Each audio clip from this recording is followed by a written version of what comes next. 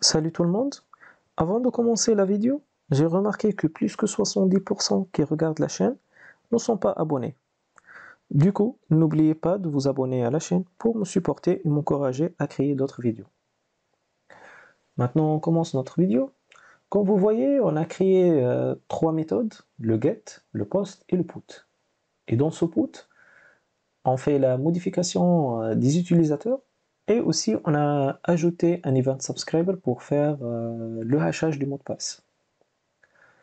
Maintenant, si je veux créer une fonctionnalité pour changer le mot de passe sans passer par ce put, car ce put il est spécifique pour le changement de toutes les données des utilisateurs.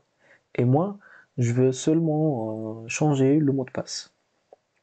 Dans ce cas, il faut créer une méthode spécifique qui est le patch. Déjà, la différence entre le put et le patch. Le put, il va écraser la totalité des données et réinsérer les nouvelles données, désolé. Et le patch est spécifique pour faire un update pour des champs spécifiques. On commence, on va ajouter notre méthode patch.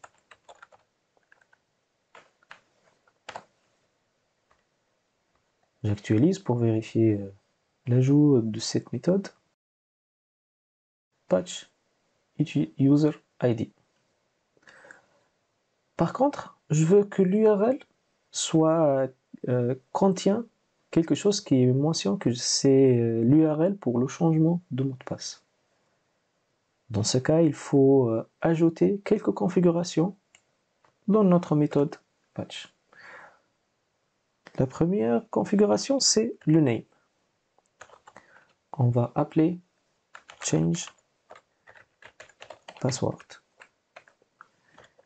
La deuxième option, c'est l'URI template. On va mettre user slash change password slash l'ID. J'actualise. Comme vous voyez, on a changé donc API slash user slash change password avec l'ID. L'ID, c'est l'identifier de notre utilisateur. Et aussi le schéma. Ici, on a besoin seulement de password, donc ça sert à rien de trouver tous ces champs-là. On va ajouter la normalisation et la dénormalisation contexte.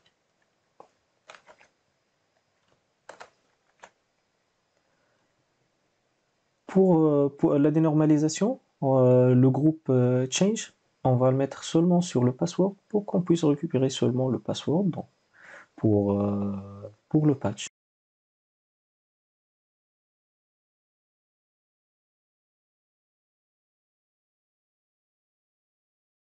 J'actualise maintenant pour vérifier le résultat.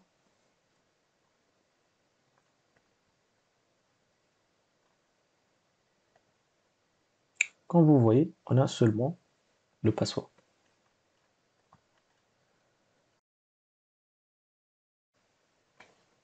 Maintenant, je vais faire un test de cette méthode patch avec Postman.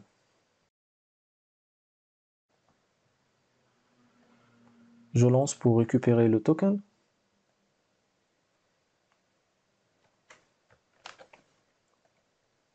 Et après, je le mets dans l'autorisation.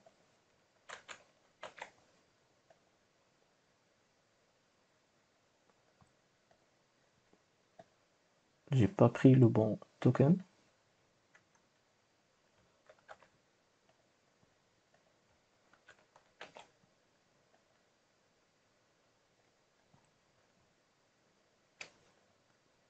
Expert GW token. N'oubliez pas de modifier la configuration qu'on a fait la dernière fois pour les tests.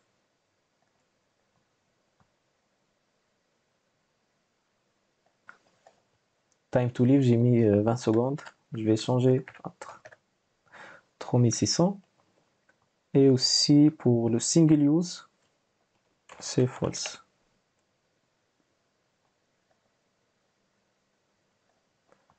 On refait le test. Ici, on a pris la méthode patch, l'URL API user change password /1. Et aussi, si vous avez remarqué, le request body, il faut mettre application merge patch plus 10. Le header de Postman, j'ai décoché cette partie qui contient application JSON et j'ai ajouté content type application merge patch plus JSON. Je teste. Comme vous voyez, il a retourné le mot de passe que j'ai écrit.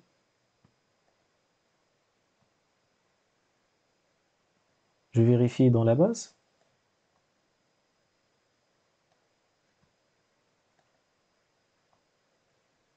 Il a mis le mot de passe. Donc, il faut ajouter maintenant la fonction de hachage.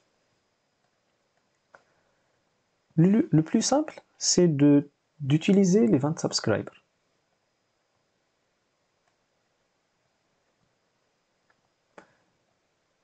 Et ajouter le patch dans cette condition. On a utilisé pour le post et le put, et on va ajouter le patch. Mais au lieu de mettre plusieurs et ici, je vais changer avec l'utilisation inArray de PHP, qui prend le premier paramètre, c'est la méthode. Après, un tableau qui va contenir toutes les méthodes qu'on a besoin. On a besoin de post,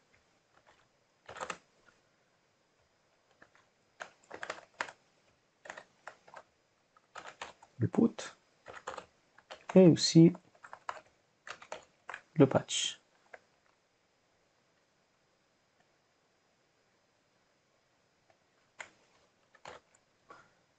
Et je supprime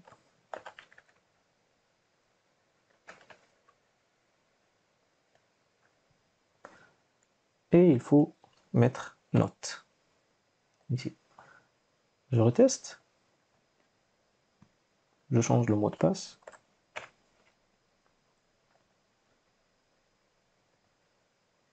Il a retourné le password haché. Je vérifie dans la base. Et aussi, je vérifie avec la méthode de récupération de token. Invalide un credential. Et ici, je mets le nouveau mot de passe. C'est bon. Je vais faire aussi un test de validation pour les conditions qu'on a mis. Je change le token. J'envoie, c'est bon.